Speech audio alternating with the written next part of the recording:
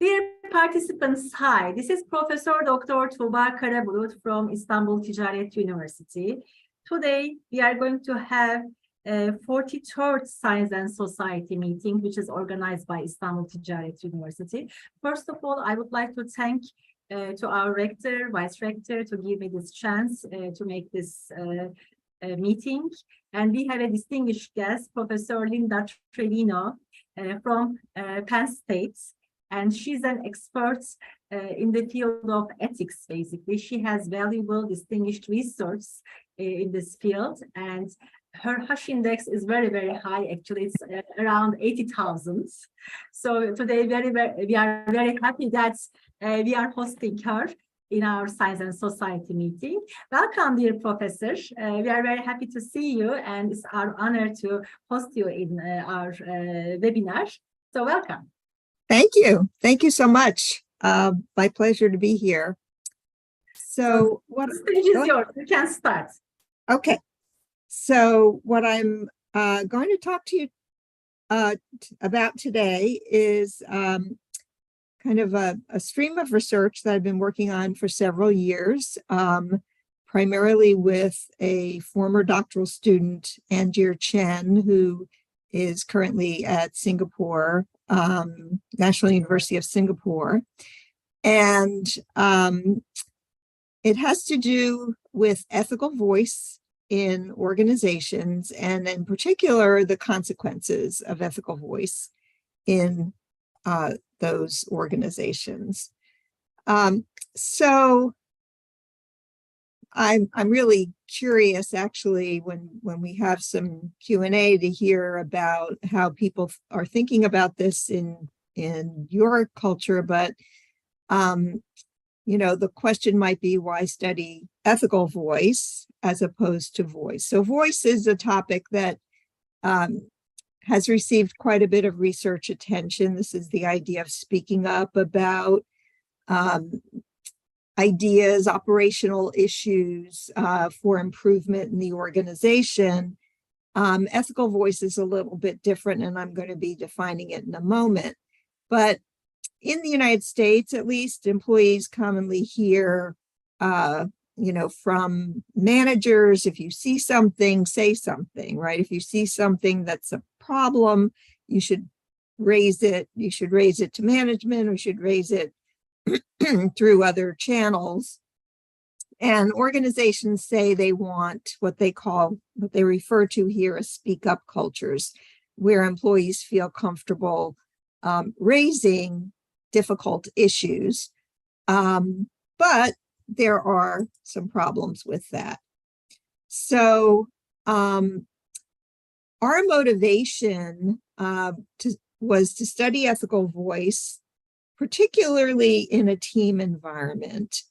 And there are several reasons for that. One, after many years of studying ethics in organizations, and the focus being primarily on trying to understand why people engage in unethical behavior, I just had a personal desire to study a more positive behavior, which I think ethical voice is. And unfortunately, from literatures like the whistleblowing literature, we've learned that the outcomes are often not so positive. They're negative, retaliation, those sorts of things. And so we wanted to see if bringing up an ethical issue in a team would have those same kinds of negative consequences. The other reason was that we know almost nothing about ethical decision-making in team settings inside organizational units. It's complicated to study teams. Angier Chen and I linked up with Stephen Humphrey, who is in my department at Penn State, and he is an expert on teams. And I had never done teams research before, so it was a great opportunity to form our own team and study this together. So let's start out by defining sorry for my voice this morning, what ethical voice is. So that our definition is that this is employees communicating concerns about violations of societal ethical standards, things like honesty, fairness, care, respect, and or suggestions about upholding ethical standards to people inside the organization who might be able to affect change, like managers or coworkers. Whoops. So traditionally, this has been perceived as quite risky for employees to do. More than voice, as traditionally studied, that, as I mentioned, addresses more kind of operational or efficiency issues. How can we, do what we're doing better? Ethical voice, as you saw in the definition, addresses potential violations of societal ethical standards and may threaten, as you can imagine, the image of persons, like maybe a manager who has put forward an idea to do something, or the organization's status quo, including the bottom line. So it could, the concern that you're raising could threaten, the financial well-being of the organization. So in general, when we talk about voice, and we had a paper back in 2009 with a former doctoral student and some other colleagues, where we said that the default is silence. So employee motivation is to remain silent, right? Keep your head down, just do your job, don't raise issues. And we've all been there, right? We've all been in that position because we expect negative consequences for speaking up. And maybe even more if the concerns are ethical concerns. So that's something that Elizabeth Morrison said in a recent paper reviewing the voice literature. She's a veteran voice researcher. So, as I said earlier, we wanted to look into the consequences of ethical voice and see if they were really as negative as especially the whistleblowing literature was suggesting. And there were some hints from the literature that this might be true, that it might be more positive. So we know that in groups, the majority usually rules, right? But there's a minority influence literature in social psychology that suggests that a minority viewpoint can influence group decisions when it's salient, meaning that it stands out, which ethical voice should be, right? Ethical, it's not every day that somebody raises an ethical issue in your group. And an ethical champion, and that's what we called these people in our first paper, can introduce an ethical frame, meaning just changing the way people think about the issue.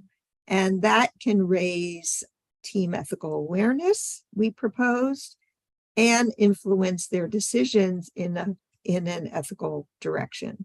So our first two hypotheses, and this was our first study on this topic, the presence of an ethical champion is positively associated with more ethical team decisions compared with the absence of an ethical champion. So having an ethical champion in the group, somebody who raises their hand and says, I have an ethical issue here, I'd like us to consider.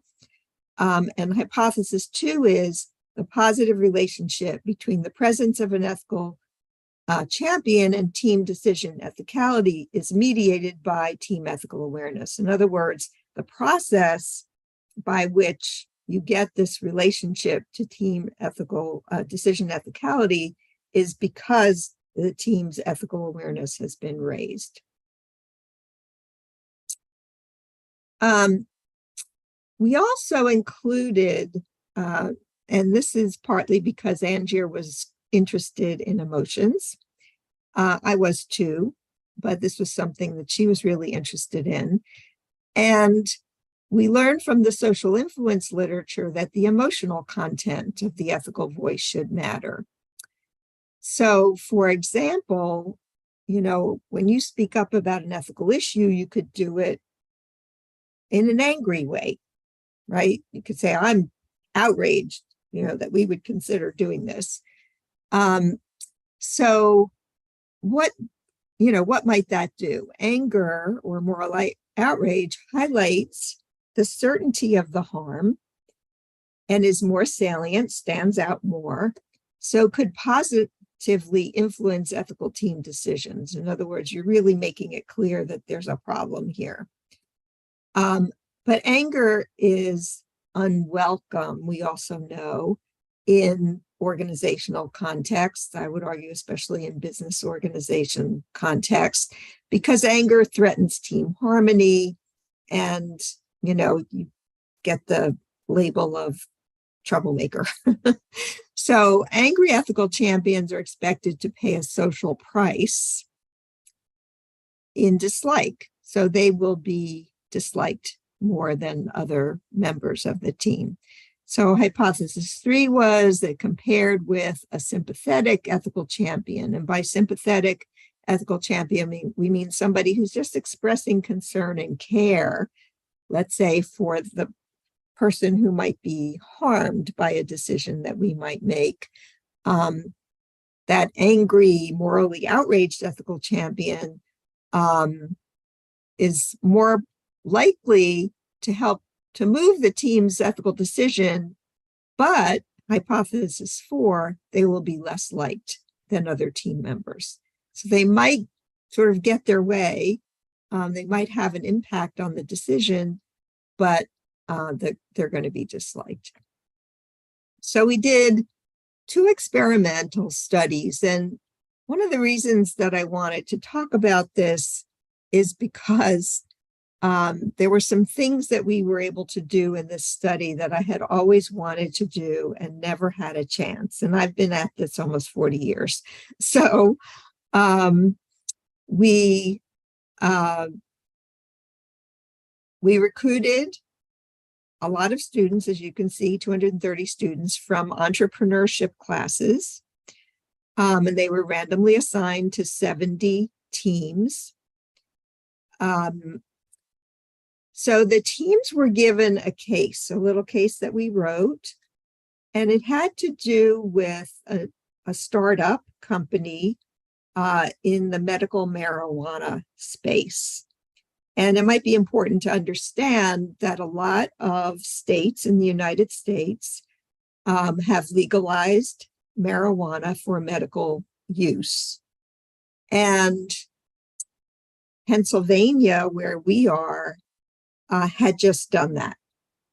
So this seemed like it would be of interest to students, especially entrepreneurship students, and it seemed very realistic. We also consulted with a former doctoral student of ours who was actually studying entrepreneurship in that nascent industry when we were writing up the case.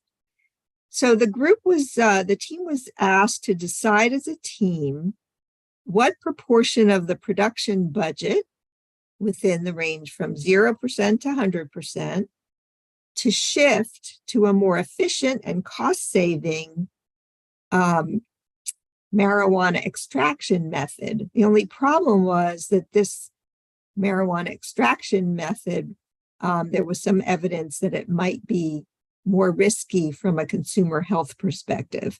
So the original method was a water-based method, and this method was using other kinds of chemicals and things that could be harmful to human health. We video recorded these teams, and here's where some of the fun part came in.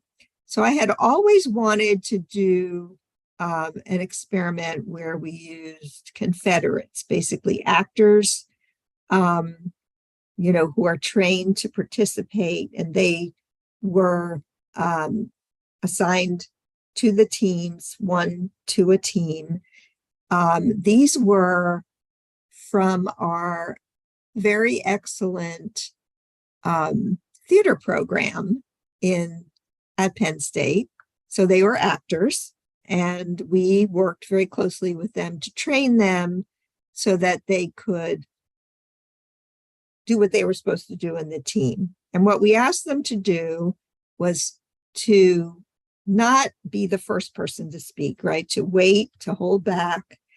And then at a certain point, to raise the ethical issue in a particular way with those different emotions, either in an angry way or a kind of caring, sympathetic way.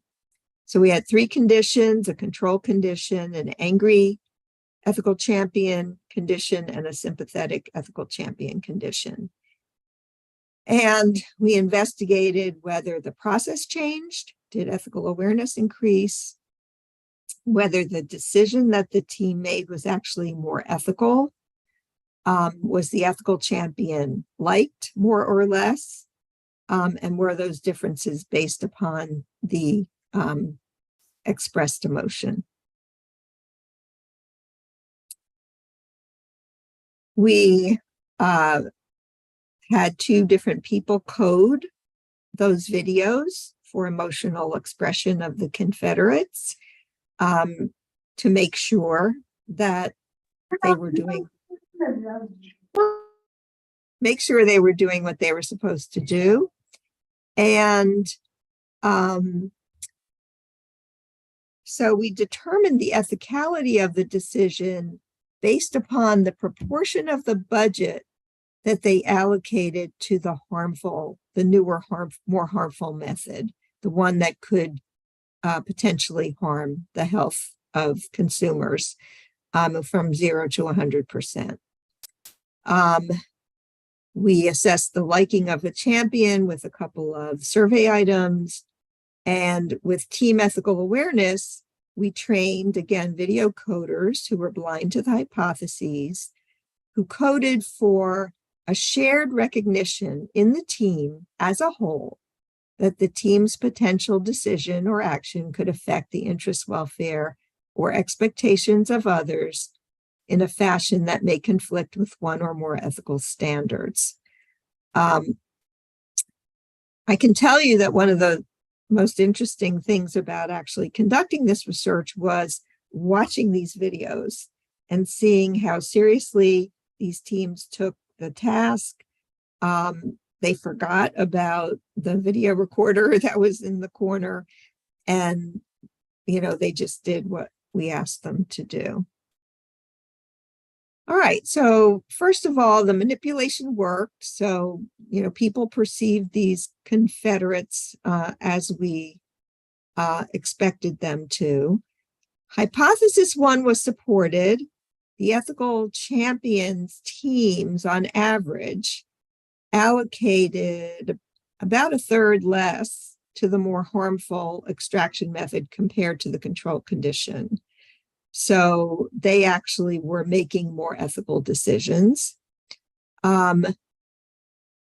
Hypothesis 2 was also supported, that ethical awareness was higher in the teams with ethical champions.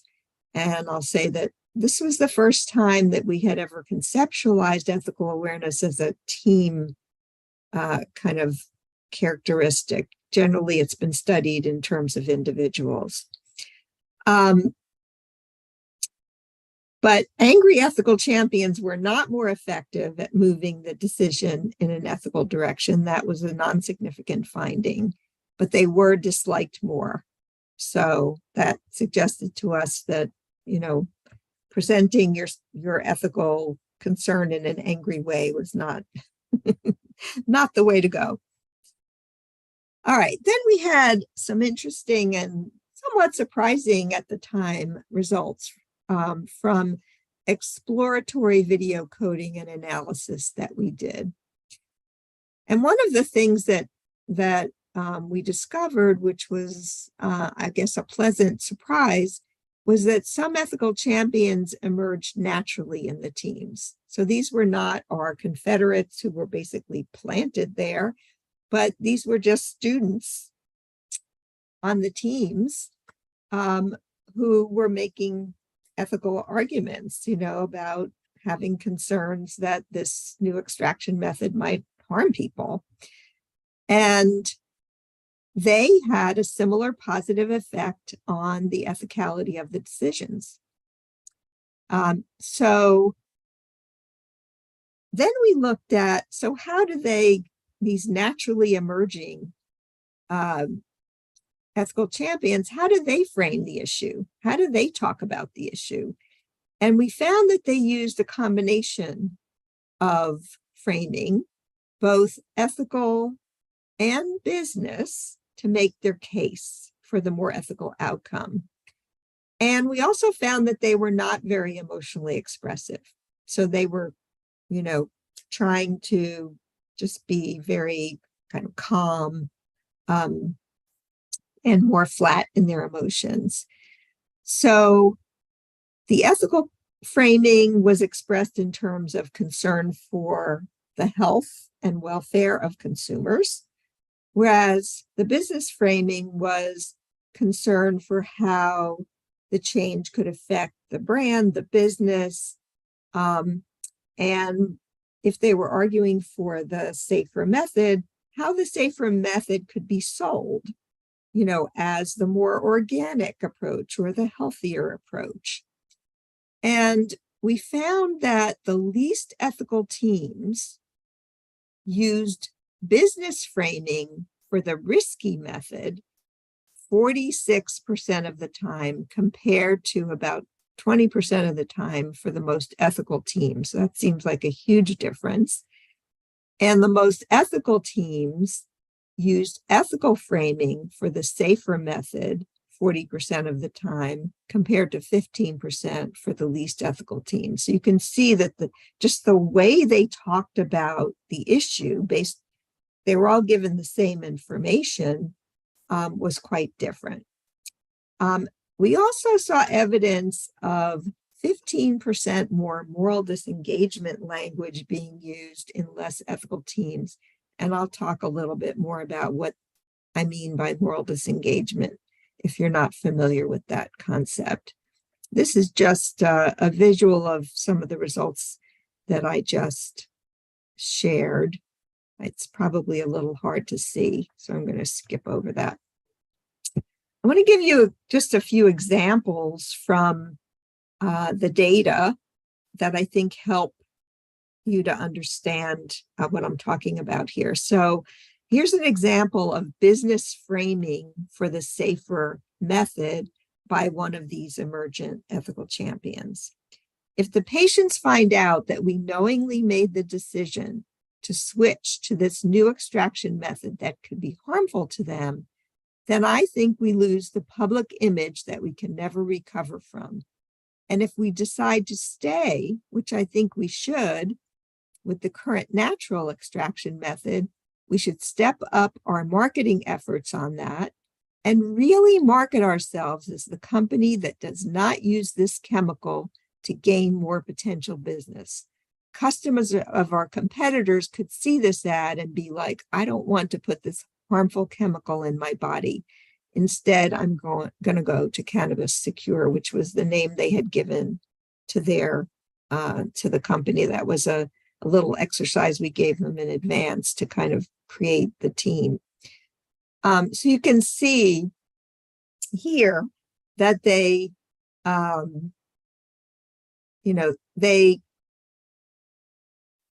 making the argument that we can sell ourselves as the safer alternative and use the market, right? And this was a business argument. Whereas this is more the ethical framing. The harm really bothers me a lot. The whole point of medical marijuana is providing medical solutions for people, and that's what they come there for. You don't want to give medicine that hurts them. It's true that every medicine has side effects, but it doesn't mean that we should switch to the new method. If we have the option to reduce the risk, we should take that option. So this is much more clearly an ethical argument.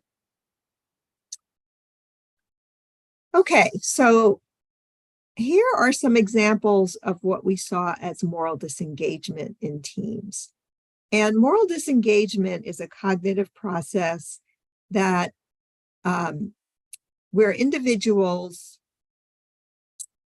we all have internalized ethical standards, but we also have, we're actually very creative at justifying things we want to do, rationalizing things we want to do if we want to do them. And so there were several examples. There are 8 different moral disengagement mechanisms. This is something that was put forward many years ago by Albert Bandura, a very famous social psychologist. And here are a few examples. So the first one was moral justification, which is justifying the use of the harmful method by depicting it as serving a valued social purpose. Let's say we don't do anything at all and we go out of business. They're still buying those products and are going to those other companies who have no interest in finding out the details of the extraction methods at all. And they're only going to buy from them. They won't have a healthy product at all unless we switch to the new method and give us some time to find out maybe a different extraction method. So in other words, it doesn't help anybody if we go out of business, is the argument there. Advantageous comparison, which compares the use of the harmful method to an even more unethical business practice. So it's not that other medicines don't have side effects. It's a common thing that medicines have side effects. Some medicines have much more serious side effects than this. So the idea is we're not really as bad as some others might be. Distorting consequences is downplaying or obscuring the evidence of harm. So in this case, this person said there are some experts saying it is potentially harmful. So it is not confirmed. And marijuana itself is something people have been saying is potentially harmful. So I don't think that part in the scenario gives us something. It just says it may cause harm. So this is, really trying to downplay the harm, the perception of harm. Attributing blame, which is displacing responsibility to often the victim, in this case to customers who may choose to buy the more harmful product. If we invest a small portion into this method, you will see that people who are actually interested in this may still buy it. Maybe they don't care or they don't believe in the consequences. If people are willing to do that and it's going to sell, I don't really think it's bad. If they're willing to buy it, they're taking their health into their own hands. So you can see they're kind of putting the responsibility onto the customers rather than taking responsibility themselves. So this led to study 2. We submitted that first study, which we thought was just rich and full of interesting results, but the journal thought we should do more. So we were back to the drawing board with study 2, and we asked some additional research questions.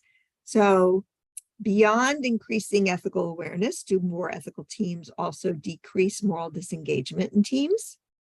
Since we had found evidence of moral disengagement, does the framing, this ethical versus business framing by ethical champions, influence team members' subsequent ethical decisions via ethical awareness, moral disengagement, and something we added called the perceived utility, business utility of the decision? And then do ethical champions impact team members' decisions beyond this, immediate decision that we're studying? So 1 and 2 especially came from the data, the more emergent qualitative data that we analyzed based on study 1, which is also something that I very much like to do. So when I do an experiment or even a survey, I like to collect qualitative data that gives me an opportunity to understand what people, are thinking and what's really happening. So we did that here in study 1. So I already explained to you a little bit what moral disengagement is. So this is language that can minimize the potential for harm, obscure team responsibility for the harm, blame the victims of the harm. And we proposed that kind of thinking can actually spread within the team because they're interacting with each other and lead to something that we call team moral disengagement in this study 2, defined by us as the extent to which a team shares cognition, represented by moral disengagement mechanisms, that minimizes the ethical issues or ethical principles in a decision or a situation and can lead to more unethical decisions. And then ethical framing. So ethical frame is using ethical language, which again stands out in a business context.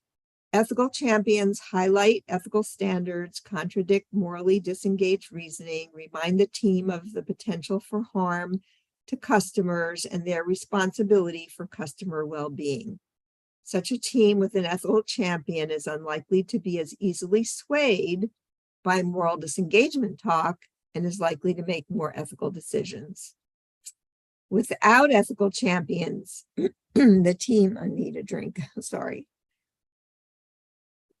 The team is more likely to be influenced by the moral disengagement arguments and thus more likely to morally disengage as a team. So you can see that the framing is thought to influence whether moral disengagement happens or not. So our hypotheses here in study 2 having to do with ethical frames. Hypothesis 5, ethical champions who use ethical frames have an indirect effect on team decision ethicality by reducing team moral disengagement. And ethical champions who use ethical frames have a serial indirect effect on team decision ethicality by heightening team moral awareness and then reducing team moral disengagement.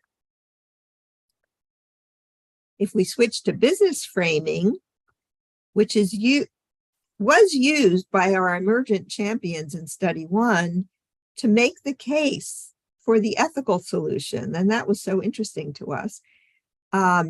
So they argued how the harmful method could harm the brand, and that kind of thing. So business framing is consistent with business logic that we're all familiar with and should be convincing and thus able to influence decision outcomes, but via different processes, not necessarily by increasing ethical awareness, because you're not making ethical arguments, or decreasing moral disengagement, but by increasing what we call the perceived business utility of the outcome. In other words, this is actually going to help the business.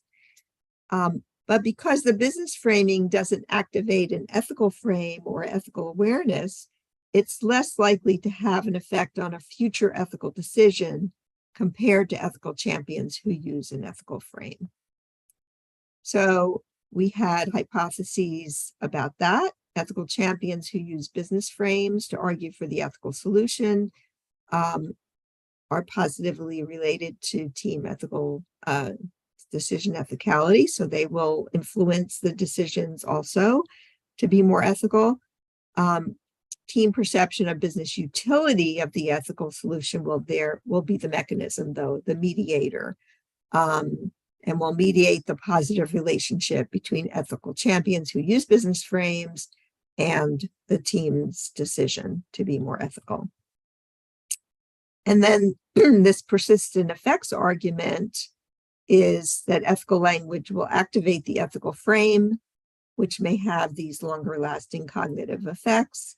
So we hypothesize that ethical champions who use ethical frames will increase the ethicality of team members' subsequent decisions more than ethical champions who use business frames.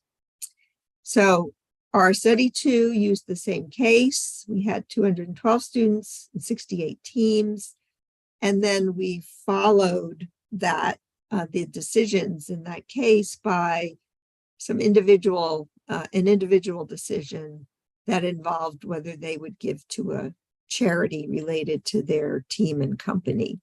So we had 3 conditions: ethical frame, business frame, and control.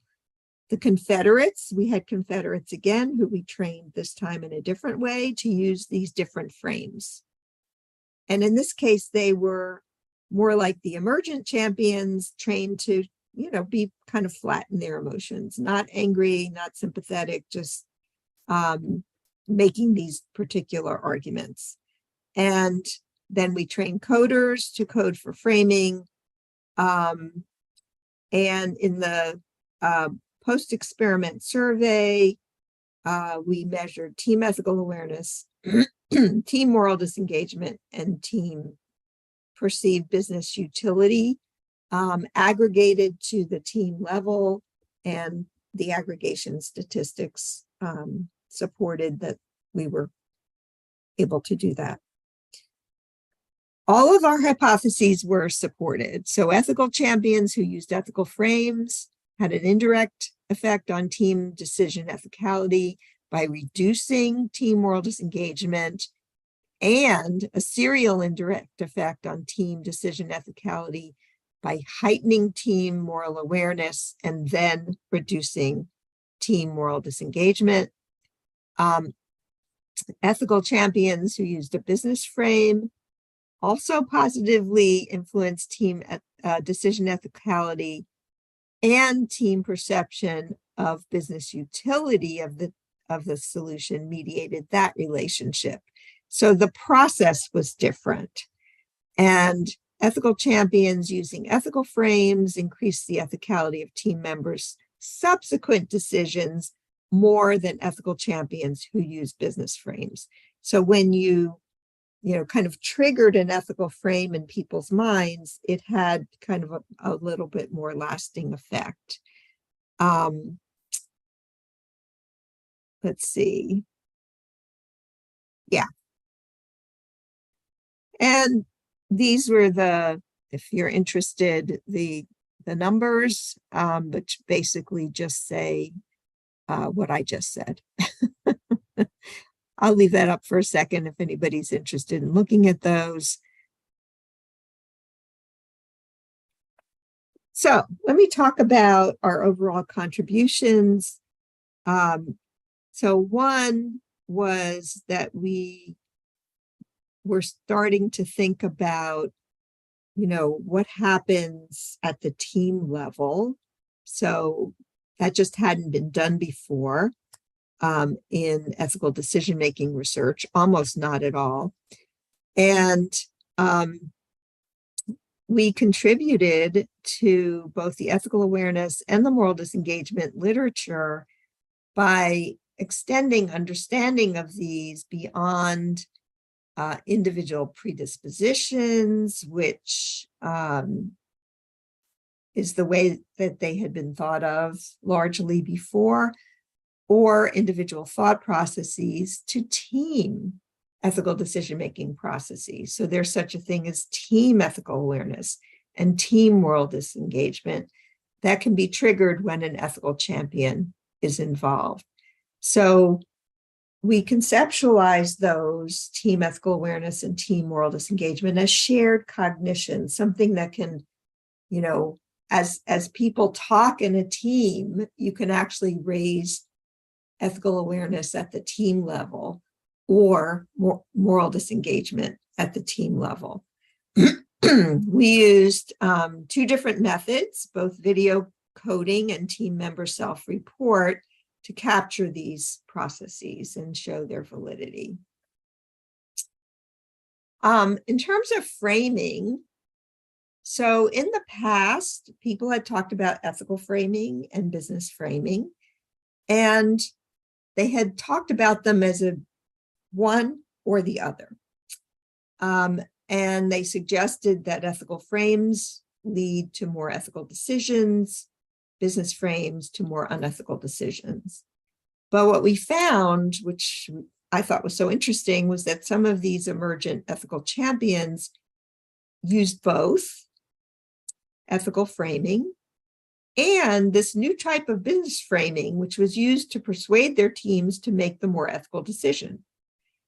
So they were saying, this, if we make the more ethical decision, it'll be better for our business. And then we found support that this new type of business frame actually worked. It actually helped to move the decision in a more ethical direction. So the two types of frames influence decision ethicality at a similar level, but through those different mechanisms, right? So one was by raising ethical awareness, reducing moral disengagement.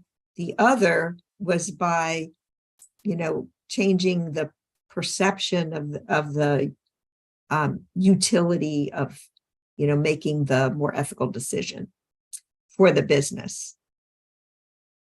We also make a contribution to our understanding of the role of emotion. So ethical champions who present their case with anger, that's where we started, we learned that they are definitely more disliked.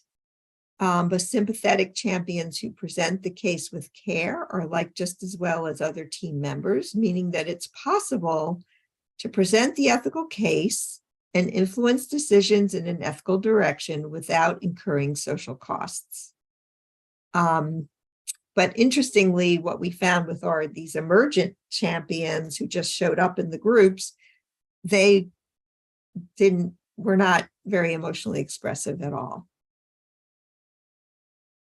All right, so then we were moving on. That first project was actually Angier's, what we call in our program a second year paper, which is usually worked on in the second year and presented in the third year.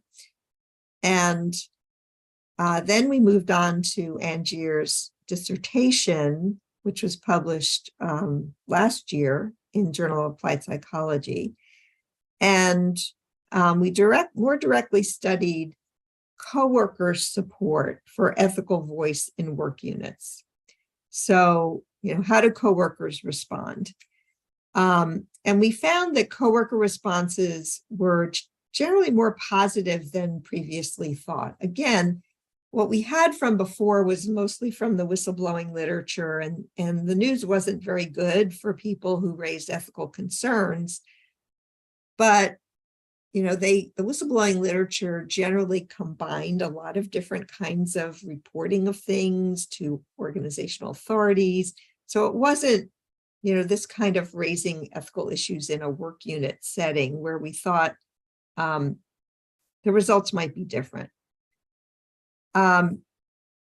We also included in the study two different types of ethical voice, promotive and prohibitive. And this comes from the general voice literature, the broader voice literature, which had introduced these two different types of voice. So promotive being, the kind where I'm, making a suggestion about something that we might do. Prohibitive is the way it sounds is like, we need to stop. We need to stop doing what we're doing. This is bad for some reason.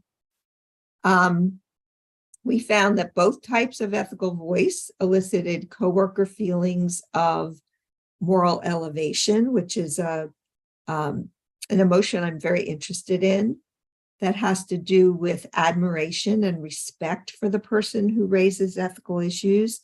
And you can try to think about, how you feel when you're in a group and somebody raises their hand, and says, I have this concern. And you may have had the same thoughts, but didn't raise your hand. And you're thinking, wow, that person's courageous. I really admire them and respect them for speaking up. So that led to coworker verbal support, which differed from what the traditional voice literature had found, which was that prohibitive voice resulted in less positive or even negative consequences. So here we found, at least in this work unit, level, that both types of ethical voice elicited this feeling of moral elevation. But we did find that prohibitive ethical voice led to more mixed feelings. So it was both elevation and there were some threat feelings mixed in, which lead to some, we started thinking about the notion of ambivalence. There's more research now in the management literature on ambivalence. And so we started reading that literature and thinking more about ambivalence. With prohibitive ethical voice, this was sort of interesting to us. Only those who had initially agreed with the stance of the ethical voicer felt elevated. So kind of like I said before, if you're in a group and somebody raises their hand with a concern, but you had that same concern, just didn't speak up, you would, right, feel admiration and respect for that person. All right, so what's next? So we also just published what we call an integrative review, where we actually tried to focus in on this ambivalence issue. We also brought in multiple related literatures that we think should be considered together, things that had been kind of off in their own little worlds. So research on internal reporting within organizations, research from social psychology on moral objection in groups, research on confronting prejudice at work, research on social issue selling, and some of the research on ethical voice in work groups by us and other people. And we excluded the whistleblowing literature for the reasons that I suggested earlier. We proposed 2 pathways, a moral pathway and an instrumental pathway, and 3 outcomes that might be possible: coworker support, coworker undermining, and inaction or disengagement. And this builds on the work that we had done before on elevation and threat, and develops the notion of ambivalent responses and outcomes. So you can read all about it if you're interested. This is the model we developed. It's kind of complicated. So I'll let you, look at the article if you're interested in understanding that better. And I would say stay tuned because there's more to come. So I hope we're good on time. Yeah, we are fine. Thank you very much. It was a very nice presentation. And we would like to get some questions if you want. So Osman Hoca, would you like to ask a question? He's our also associate professor and he's working in the field of HR and organizational behavior. Merhabalar hocam. Hi. Hocam, merhaba. Hi, Professor Linda, this is very useful presentation. Thank you very much. And I want to ask a general question. What is the role of the Human Research Department to encourage the ethical voice or the ethical behaviors in businesses? So I'm not sure if I totally understand the question. Are you asking if I or we are trying to do anything directly to encourage ethical voice in the business community? Is that? Yes. So, so one of the, I would say it's indirect. So I do engage with practitioners. In fact, I'm leaving on Wednesday for a conference in Washington, D.C. With my current doctoral student. And I'm actually presenting on a different topic. which is what they wanted me to talk about this time. But I know they're very interested in this topic, and I think we meet twice a year, so I may have an opportunity to present on this in the future. So I have a lot of research on ethical leadership, and I'll be presenting on that to ethics and compliance officers for very prominent companies, and some of whom have already used the research to develop training programs and that sort of thing. So I very much hope that my research will have an impact. And there are quite a few ethics and compliance officers in the US who are interested in what we're referring to as behavioral ethics research, and using that knowledge to influence, how they go about their jobs. So I'll say we hope that we're having an impact, but I don't do much in the way of consulting. I decided a long time ago that I am primarily a researcher, and if you go down, my experience is if you go down the consulting path, it can kind of take over your life. And my department is very research intensive. So, and I love doing it. So that's my contribution, is by doing the research, translating it for practitioners, getting it into my textbook, which many of these ethics and compliance officers have on their shelves, and hoping that it gets out there.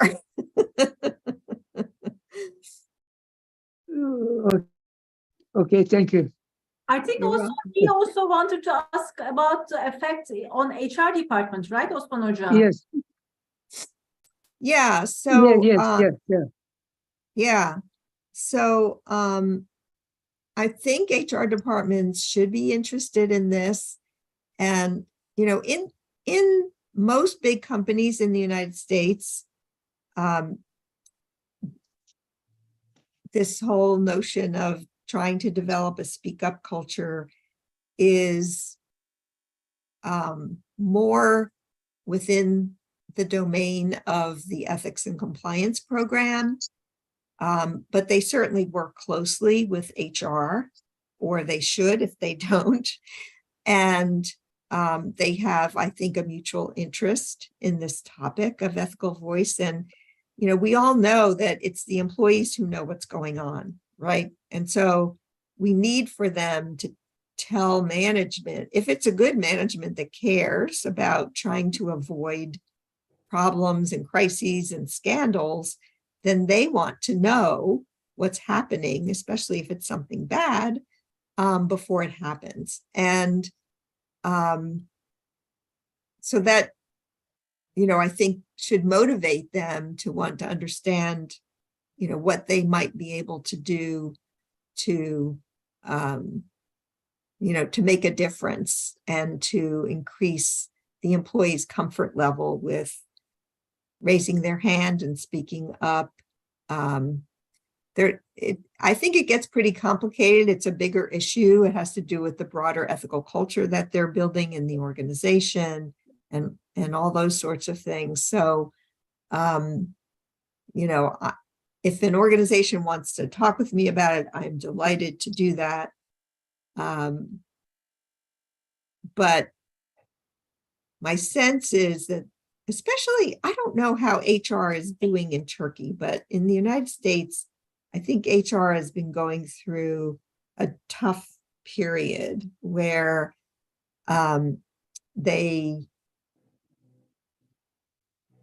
for a long time, much of what HR did was being outsourced to, consulting firms. And I always felt like that was a mistake, because they don't really know the culture of the organization. They're not there, they're not inside. I think maybe we're shifting back a little bit, but I think, in a transition period. And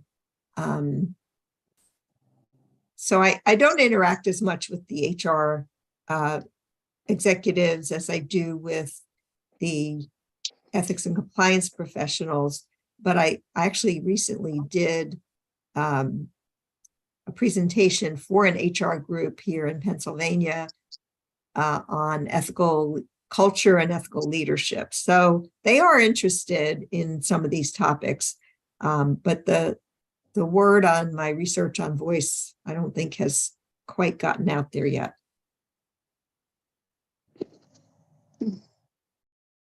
Okay. Thank you very much. We appreciate.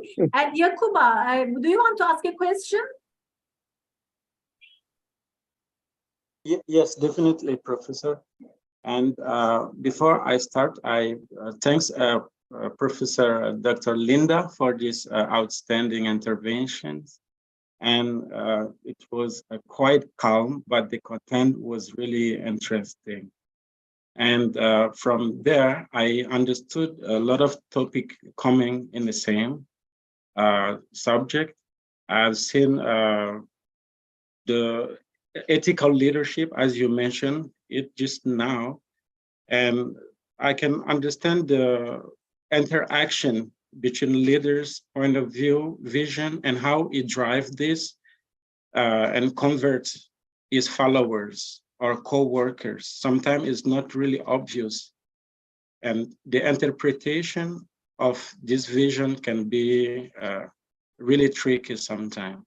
And I've seen the transformational approach of it, the transformational leadership as well, because when you bring new idea to the table, no matter who you are, you mentioned some value like moral value, honesty. So this is the trait character of the leaders.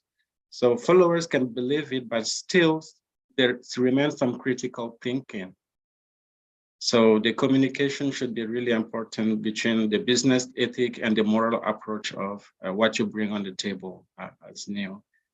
And I've seen also the servant leadership also, because you should care a lot about people you're dealing with and how to drive them to a better result.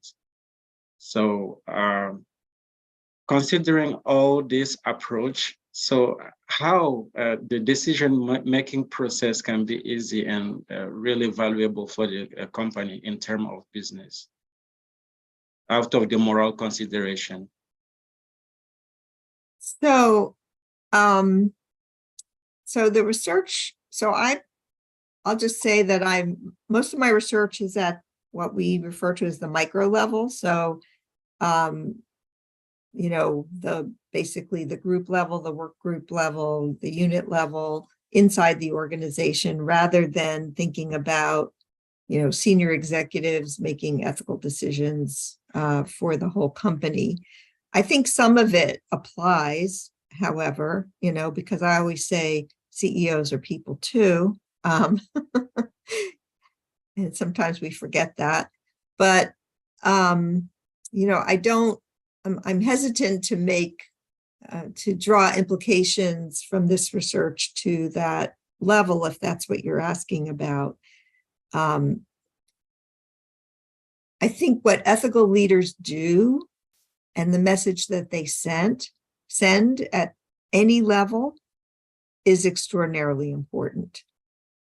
People watch them, they listen to them, mostly they watch them, and they pay attention to what they do more than what they say.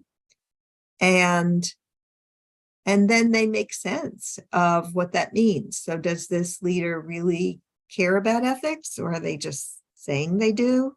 You know, what does their behavior show me? And does that make it a safe place for me to raise ethical concerns? Do they really want to know? And, you know, I think this is something that leaders need to confront themselves with, right? And ask themselves, do I really want to know? And, you know, if somebody comes to me, what am I going to do with it?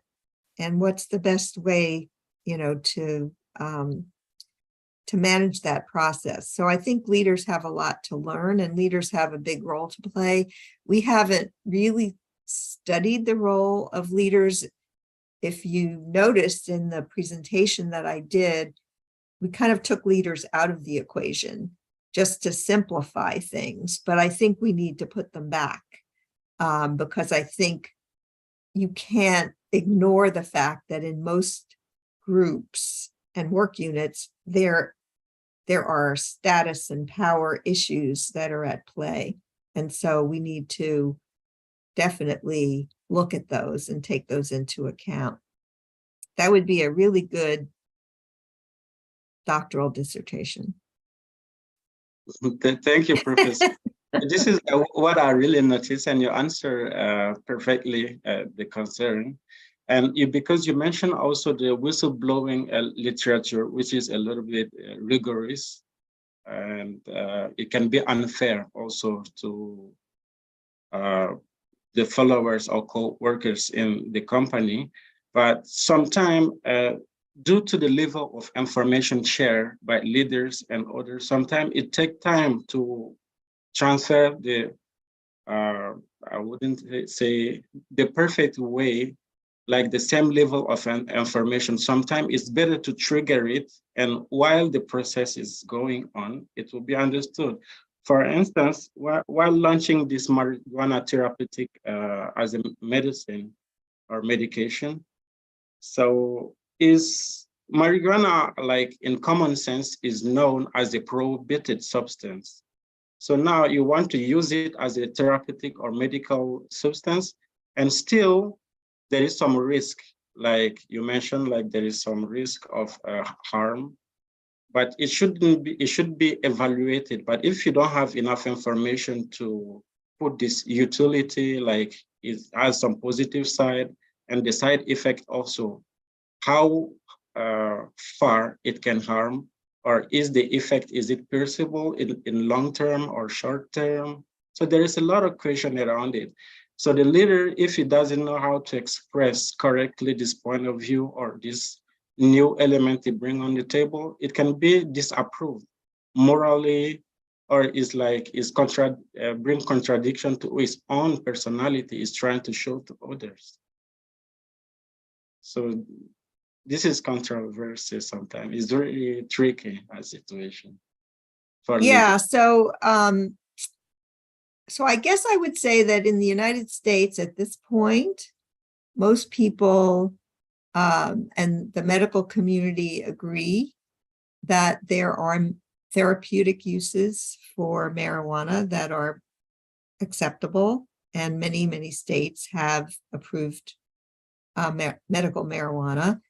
And actually, quite a few states have moved to decriminalize the recreational use of marijuana. So I don't know where this stands in Turkey, but it's there have been a lot of changes just in the last few years on how marijuana is thought about in the medical community and treated. So in fact, I don't know why I just saw this somewhere, but I'm going to Washington, D.C. on Wednesday, and I understand that in Washington, D.C., recreational marijuana is legal. Not that I plan to use it, but I didn't know that. I was surprised. So things are changing here around that. And for that reason, we thought it would be a really interesting case for students to engage with, because we wanted to create something that they would get involved in and kind of forget that the cameras were there and just as a group try to make a decision. I have a question. So, for example, for the researchers, what might be your suggestions? What might be the important areas in the field of ethics to conduct new research, to write articles, papers? Oh boy, there's so many. So I can tell you one that I'm investigating with this new doctoral student and some other colleagues. So we're looking at unethical leadership. So I'm back to the negative. I said I wanted to go positive. But this student Gabby was interested in unethical leadership, and I had a colleague who asked if we wanted to write a paper with her, and so we started down that path. And the reason being that when we developed the ethical leadership construct, it really was not meant to be the opposite of unethical leadership. So we felt like we needed to define unethical leadership separately. So we're going down that road. And Gabby will present a paper on that at the Academy of Management. There are so many questions in the ethical voice area. I just suggested bringing, power status leadership into that. We're actually hosting a professional development workshop that we do every year at the Academy of Management meetings, where we talk about behavioral ethics. And this year, we're kind of veering in a slightly different direction because we found some of our colleagues were beginning to link ethics research with diversity, equity, and inclusion research. So there are some similar issues on, fairness and equity and those sorts of things. And so there's overlap there, and we're going to be investigating some of that and the opportunities for future research. So I don't know if you get to come to the Academy of Management, but if you do and you're interested, you could sign up. I think there are still spaces available because that's I think an area that's ripe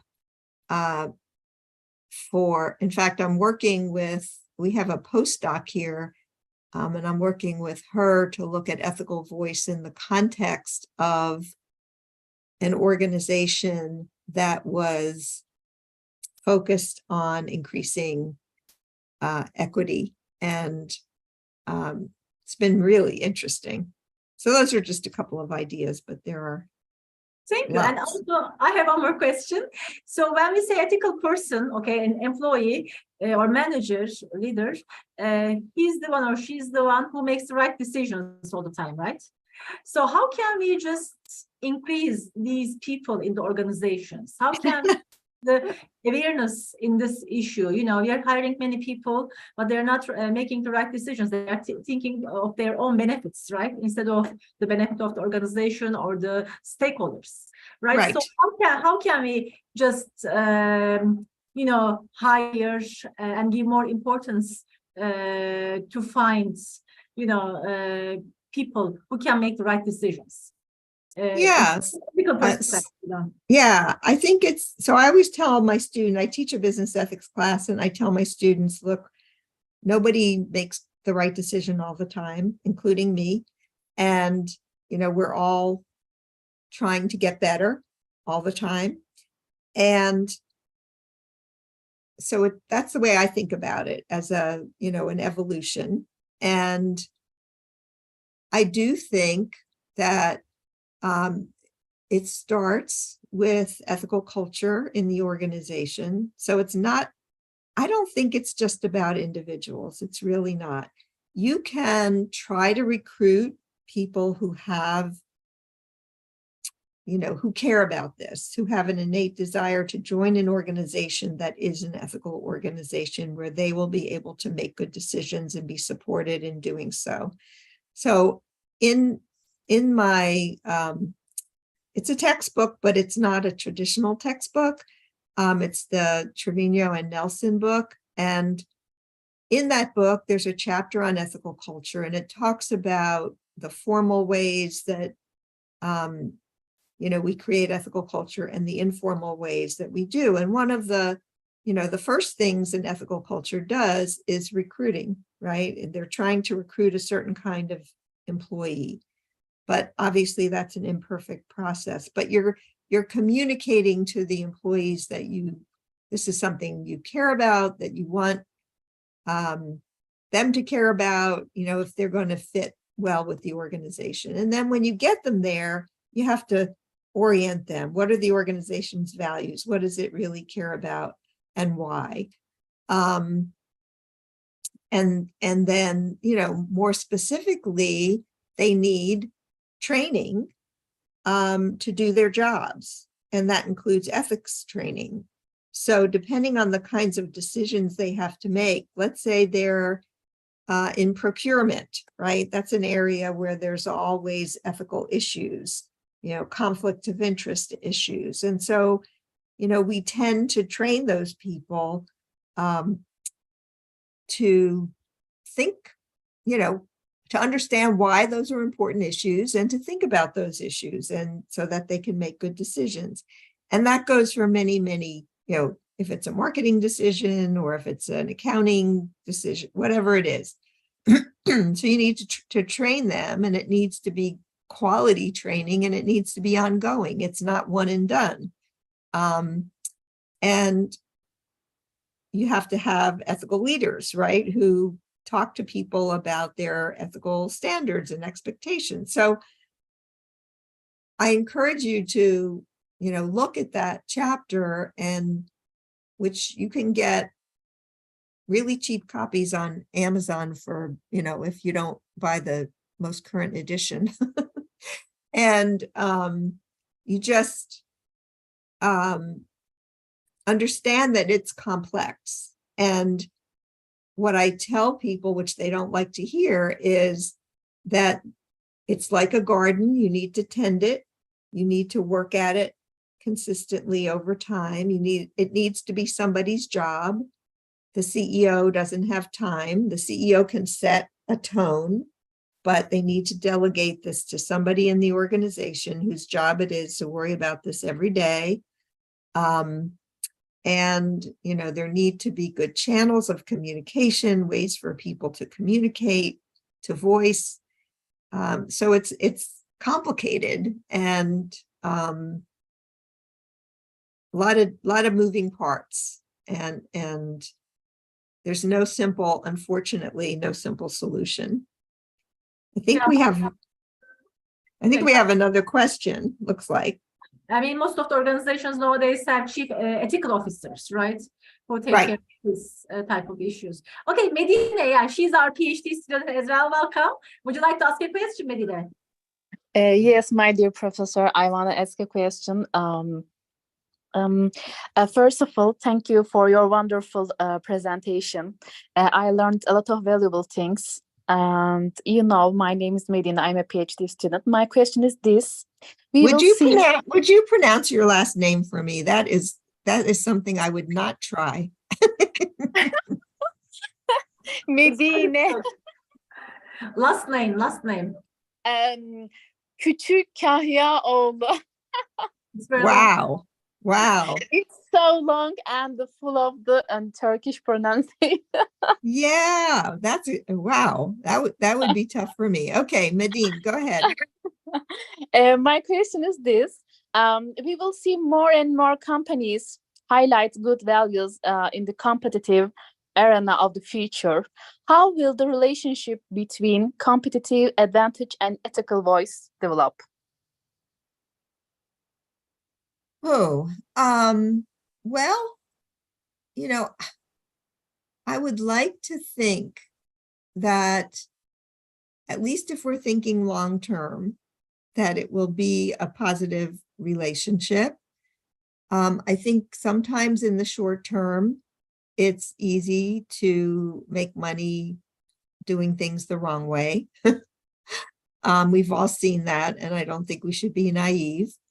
But I think, if we're thinking longer term about relationships with stakeholders, and we want to have a good reputation, and longer term relationships that are trusting, I think we want people who will speak up,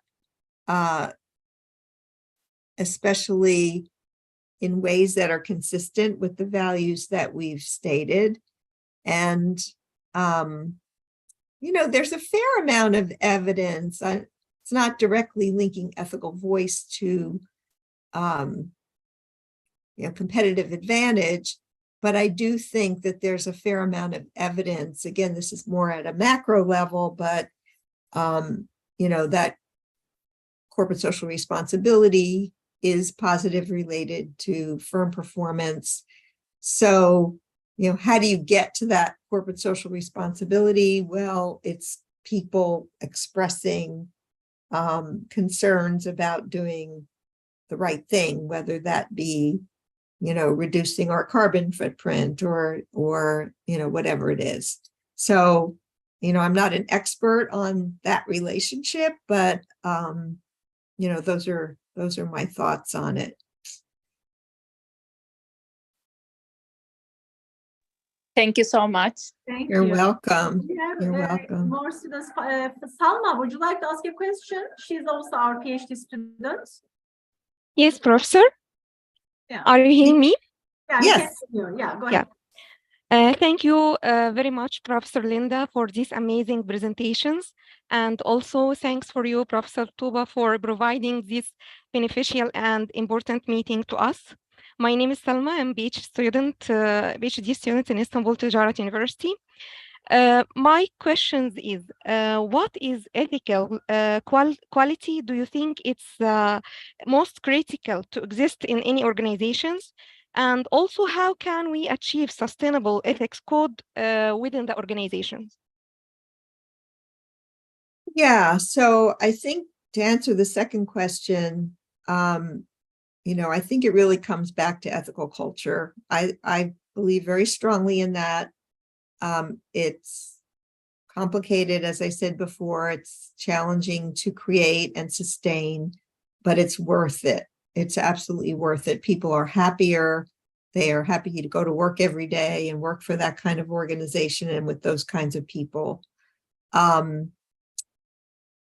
So your first question was, what's the most important? Most important or ethical quality should be exist in any organizations, any type of organization, from your point of view, Professor. Yeah, most important ethical quality of an organization. I will say, based on my earlier research, is that fair treatment of people. So I did research many years ago where we were trying to understand what was important to employees about the context in the organization that would lead to good ethical outcomes. And their perceptions of fair treatment were the absolutely most important thing.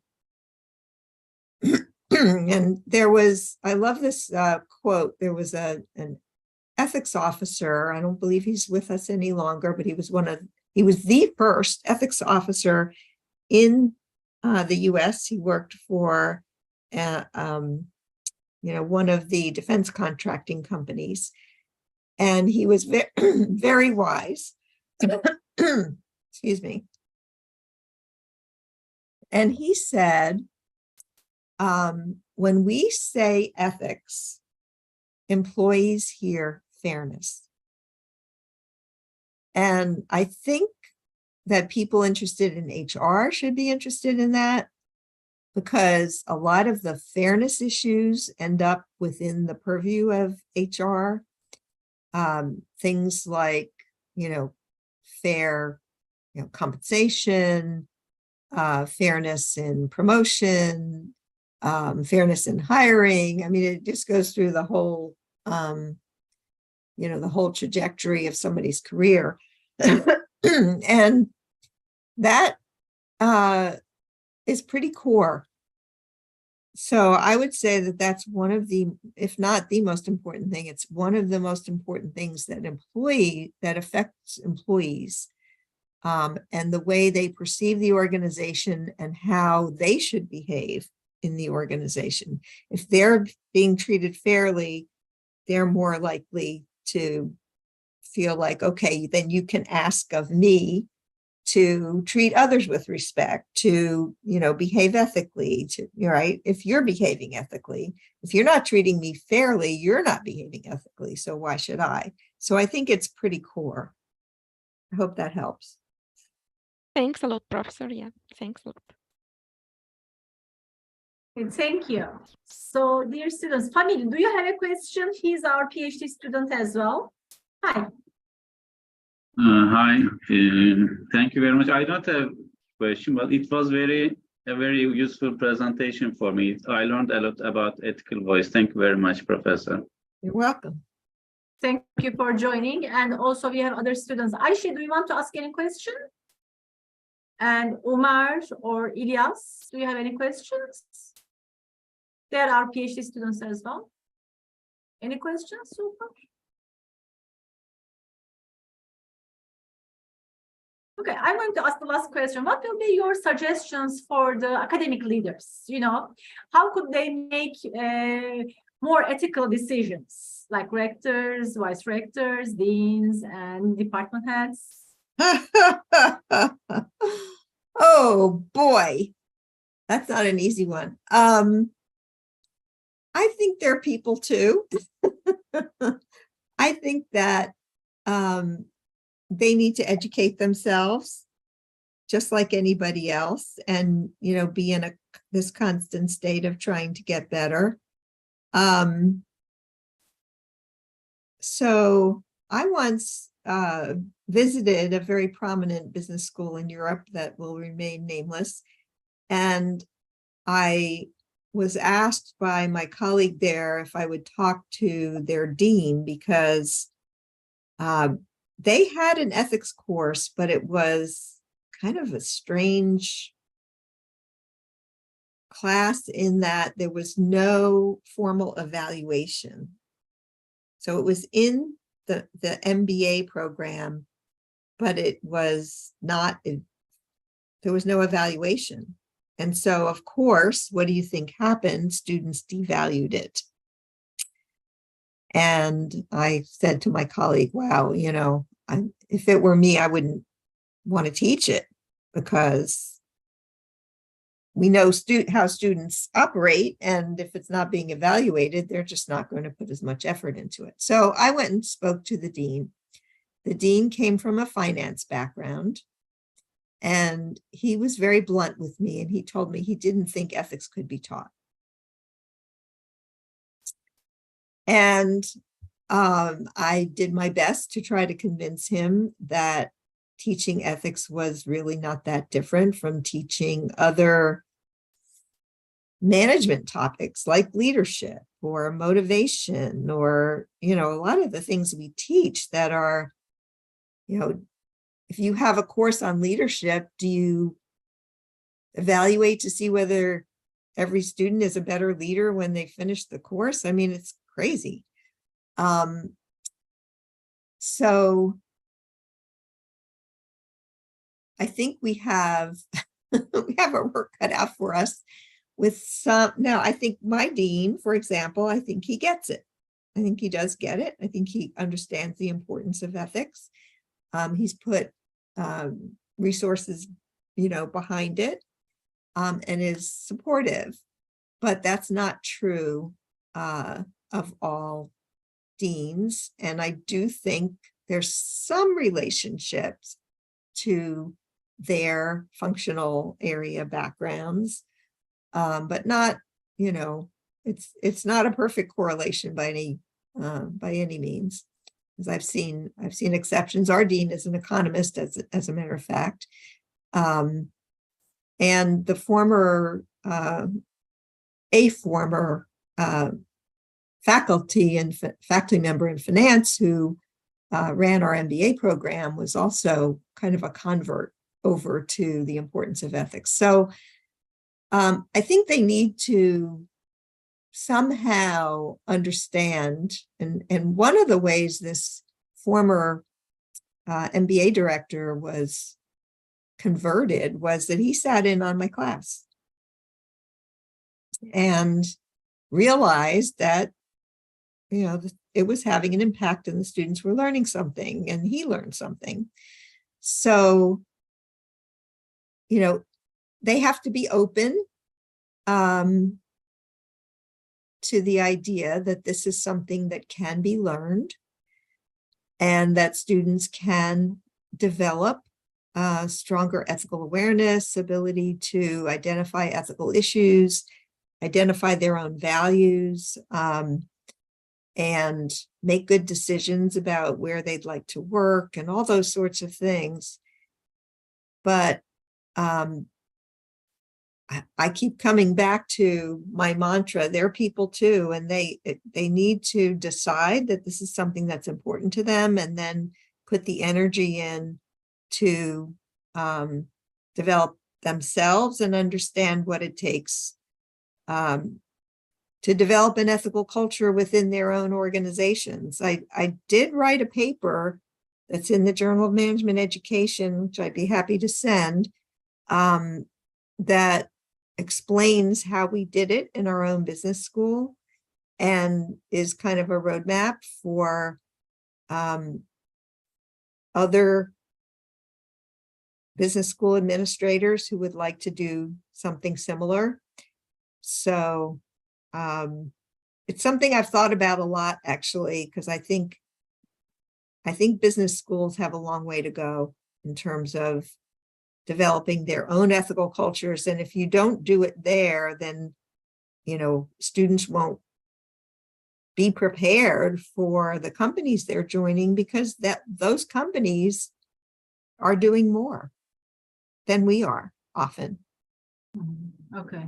Thank you very much, dear Professor Trevino, that you participated in our webinar. We met with you. Thank you very much for your time. I hope we will have a chance to conduct a joint research as well, as we talked.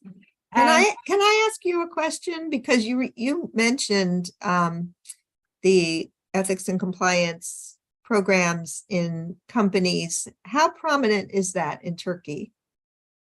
I think big global companies and big conglomerates have ethics officers, and they have ethic codes, and they're trying to, form ethical organizations. They understand the importance of ethics, and in our university we have ethics courses as well. Actually, our rector teaches these courses. And, we give importance, of course, to ethics, and of course most of the universities are aware of the importance of ethics. It's quite, most of the private organizations and also universities and public organizations are aware of the importance of ethics, but of course we don't know how much they just do it in practice, Right.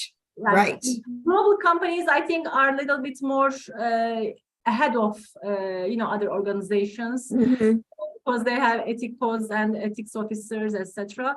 And we are improving, I think, as organizations in Turkey. And of course, we would like to do a comparative study with American organizations. We'll be more than happy to make, participation to this research. And we would like to see you in our university in Istanbul, in Turkey. You said you have never been in Istanbul. No, I'd love to come. I would love to come. Yeah. So whenever you are interested, please let us know. We'll be more than happy to host you in our university as well. And we are very happy that we met with you. Thank you very much for your time and for this nice presentation. Thank you very much, dear Professor. You're welcome. Thanks for the good questions. Thank you very much. We will see you. Bye-bye. Take care. Bye-bye. Bye, everybody. Bye-bye. Thank you. Thank you so much. Bye-bye. Bye. Bye-bye. Teşekkürler herkese, değerli hocalarım, değerli arkadaşlar.